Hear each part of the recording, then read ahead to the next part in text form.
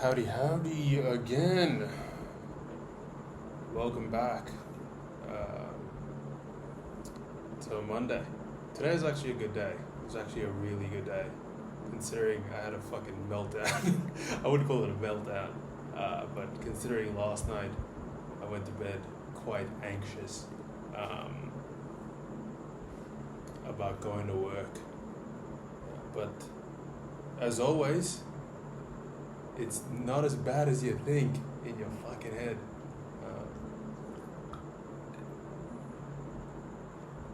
It is ridiculously hot tonight. I don't know, and I stopped caring about what the fucking weather gauge says because it always feels hotter. It's so muggy as well. But, you know, when I can say that while with a roof over my head, I have a fucking study room. I am speaking into an Apple laptop. So, you know, I have ice in my cup. As Tom Hanks said in Castaway, I have ice in my cup. I have cold water. Fuck me. I am very, very blessed. And that's definitely one thing that I was reminded of yesterday while talking to my friend. And something I pondered over as I went for my walk this morning. Fuck me, I can go for a walk at 4:30 or 4:45 in the morning now. I can go for a walk, you know, and I am safe. And I stroll back knowing full well I can turn on a jug and make myself a coffee. Usually I have 2 bowls of water that I've frozen overnight or kept in a cool place in my fucking fridge, and I enjoy that while I am journaling or doing my 1 hour of reading. I live a very blessed life, and I think I often have said this before. It's my thorn, it's my sin, is I always think about fucking me and what I don't have, and it's a humbling thought to realize how blessed I really am in my life, and although it is still important to have those ambitions, have that focus of fulfilling whatever itch I have, I think along the way I should enjoy every fucking step of it, and always focusing on what I don't have right now, what I think I want. It just puts more anxiety into me, and I'm sure, and it's what a full circle. I'm the only one that fucking suffers. No matter what happens, I suffer. And because I make myself suffer, it's all self-inflicted. But, yeah, that was not planned. I didn't actually think I was going to talk about that off the bat. But I am glad self-reflection fucking puts that into you. Not exactly sure what I wanted to talk about tonight, but one thing I did think about this morning was, and it's coming from this book, but it didn't come like, I implemented my morning routine. That's what I wanted to talk about tonight. And how I noticed that how easy it was to implement a morning routine. And the one significant factor that I noticed was I wrote down what I wanted to do the night before. I'll tell you guys, so that my first, usually my morning routine before I started writing it down was more or less I would wake up, then I would decide whether I wanted to go have a shower or have a coffee. Usually spend 30 minutes on my phone scrolling until I felt guilty about what I was doing. Then I would stand up and then I'd decide whether I was going to have a shower or make the coffee. Usually I'd make the coffee. I'd come in here and because I'm usually an early riser, I would just sit here and work on my little side projects for about 30 minutes, an hour. Then I would almost always watch YouTube videos religiously. And then after watching YouTube videos, I would pull like an educational video, I would think, and it would often make me late to start getting dressed to go to work because I would feel as if there was so much value in the thing I was getting, it was worth being late for. No real structure about it. But I think it was The Diary of a CEO. I think he had mentioned somewhere about putting in plans, putting in a morning routine, putting it the night before, planning it out the night before. Either that or I would have watched the fucking Alex Hormozi video or somebody on YouTube, and it just stuck in my head to plan out your day or plan out your morning at least the night before.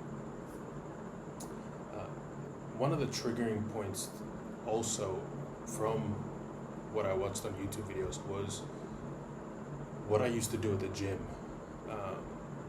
I don't do it regularly, but sometimes I would watch a video and then I'd write down what I want to do at the gym for that specific body part or like for the workout for that session. And almost always,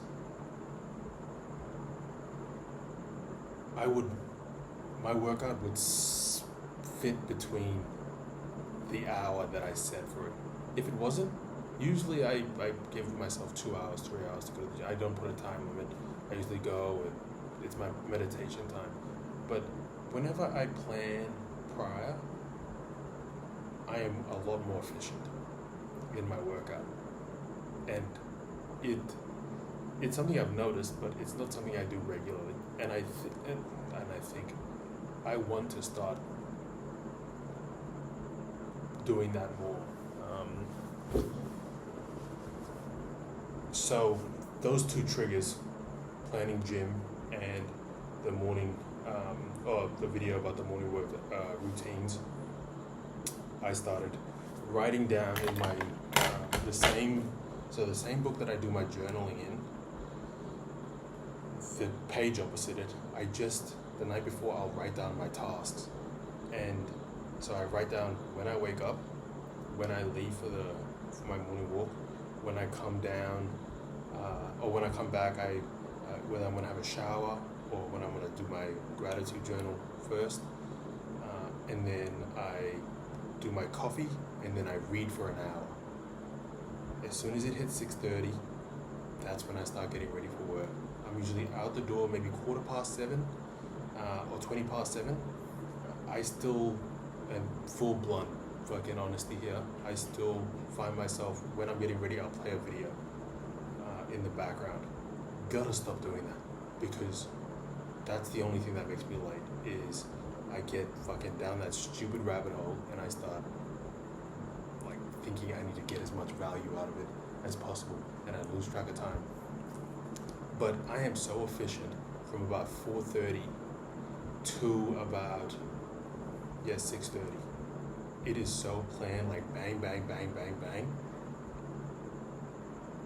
It's weird. It's really weird how 5 minutes, it sounds so, 5 minutes the night before, all I do is just jot it down. Fuck, I like I don't even put too much effort into planning or thinking about how it's gonna space out.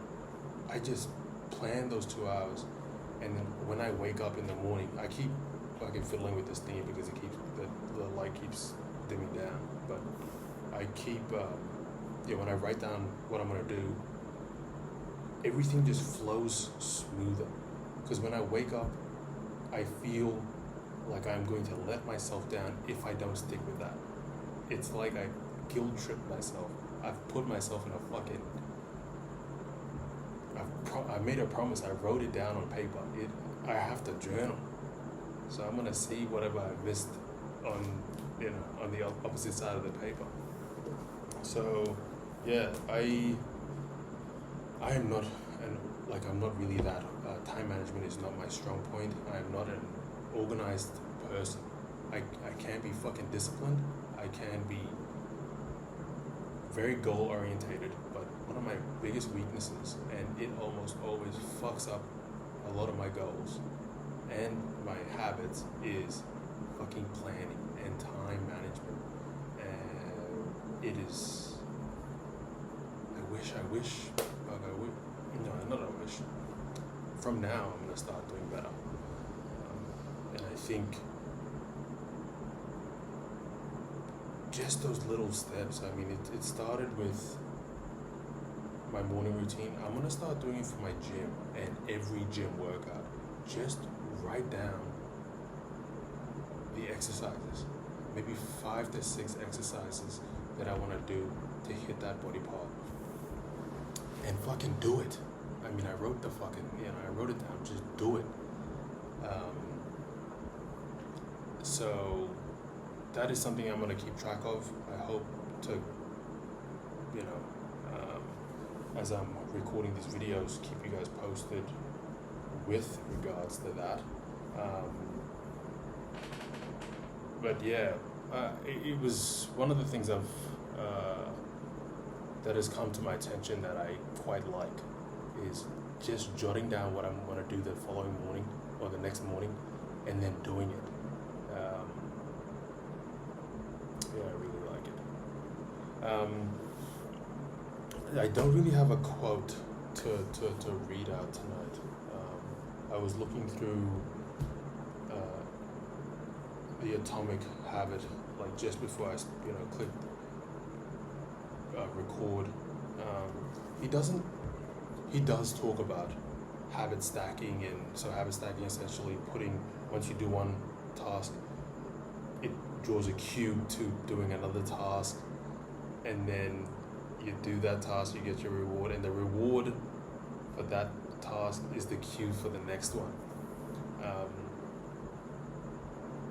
Look, I would like to write a summary or something about each of the habits, and just maybe I'll do it on a Friday night, and on a Saturday morning I'll just do a recording of one of the chapters, how I liked or how I'm going to implement it.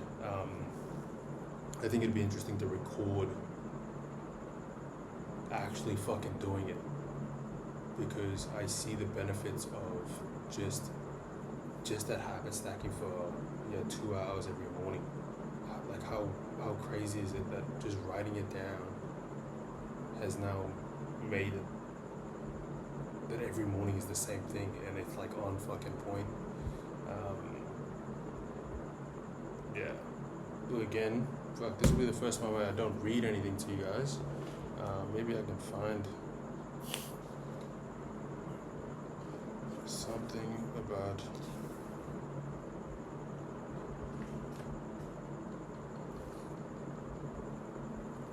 here we go. It doesn't really relate, but I guess to an extent, that's something else I wanna. This is gonna be off topic as well, but there's a girl at work that taught me how to read and take notes as well, and I definitely want to share that. It's really, really good. So the quote is, a stable environment where everything has a place and a purpose is an environment where habits can easily form. That is pretty good. I think I've just created an environment just in this house, this unit that I'm in at the moment, where I have no choice but to think like everything is reliant on me. So if I don't have a stable mind, if I don't have a stable environment around me, these little things like jotting down fucking notes, like I think I can even cue after I record my videos. I do my journaling, like I write out my tasks,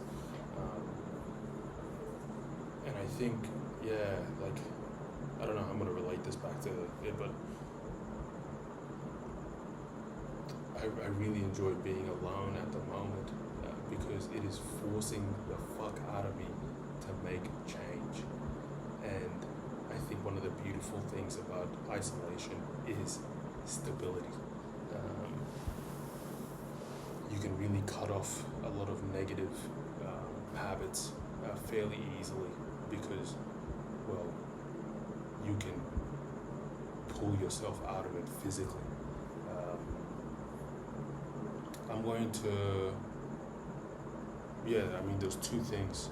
I want to summarize the chapters, first of all, I want to continue doing my tasks. But I think I'm going to add that same approach to the journaling, for the tasks, to my gym workouts. And I want to start recording that. And then, I think one thing I'm going to do with this book is summarize it for you guys. So, look, hold me accountable for those three things, and then we can go from there. But thanks for tuning in, whoever's tuning in. That's it for the last Monday of January. It's going pretty quick. Buddy fuck, it's going quick.